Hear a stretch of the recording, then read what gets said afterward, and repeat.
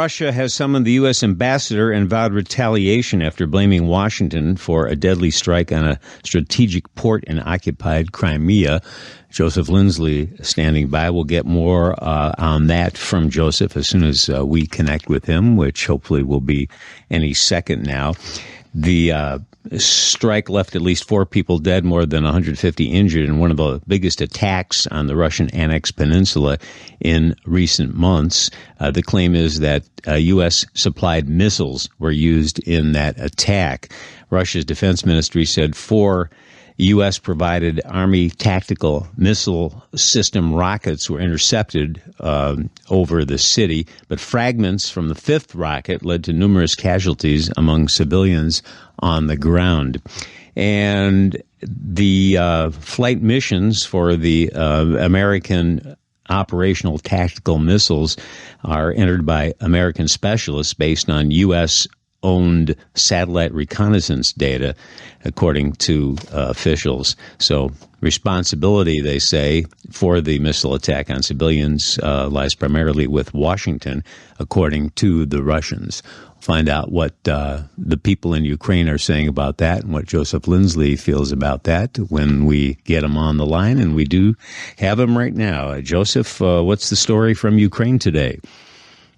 Hey, Bob. Good afternoon from Lviv. Overcast day, about 70 degrees, a little bit of a relief after some hot weather. And yesterday was, here in Ukraine, the holiday of Pentecost, which is 50 days after Easter.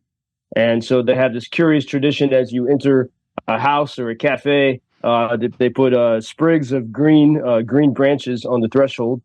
Just yet another one of the ways the Ukrainians keep their traditions. And it was another big tradition on Friday.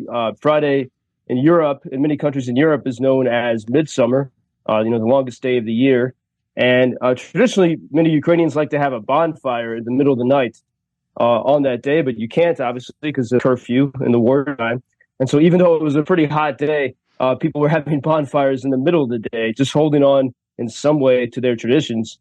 And it was also June 21st was the International Day of Music, which for some, I think that it was a holiday that started in Paris, but for some reason, the people of Lviv, Neapolitans, as they're known, really embraced that day. And so all over the city of Lviv, seemingly on every cobbled street and in every courtyard, there was music everywhere, mainly Ukrainian musicians, but also you had some Americans and people of all different ages singing. And so, it was in a way a very joyful day, but you can tell as each of these holidays passes, the people that are not there, the lives that have been lost, and the growing heaviness that everyone feels.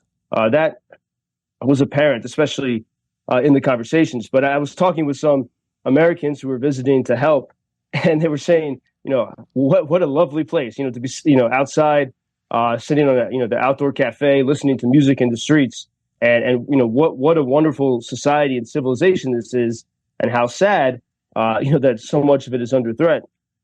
And indeed, in Kharkiv over the weekend, we've had several weeks of increased calm in Kharkiv. It's been pretty peaceful there, but the Russians have now found new ways to attack, and so there were multiple serious strikes on the center city throughout the weekend using these glide bombs.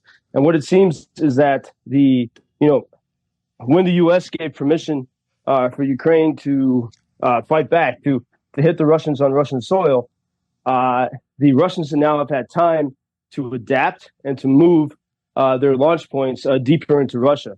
And so these missiles that hit Kharkiv on Saturday and Sunday, it seems that they were launched from more than 100 kilometers into Russia. And 100 kilometers is the extent to which the U.S. Has permitted Ukrainians to hit back. And so the Russians had time to adapt, and now they're able to hit Kharkiv once again. And this is a big frustration for people because it's, why do we keep having to go back to square one? And you can see if you go to my Twitter, a dash cam view from a car that was stopped in traffic, and it's awful to see, but you can see in a freeze frame the missile coming down and hitting right in the middle of the city on a busy Saturday afternoon. And so this is, we have it's like a month of peace, relative peace in Kharkiv. And now, once again, it seems the difficult times might be returning to that city. And we do have links to Joseph Lindsley's Twitter or X feed there if you go to our Sirott Show page at WGNradio.com. Joe, what about this claim from Russia that the weekend attack on the port in Crimea was barbaric and due to U.S. provided missiles? What are you hearing about that?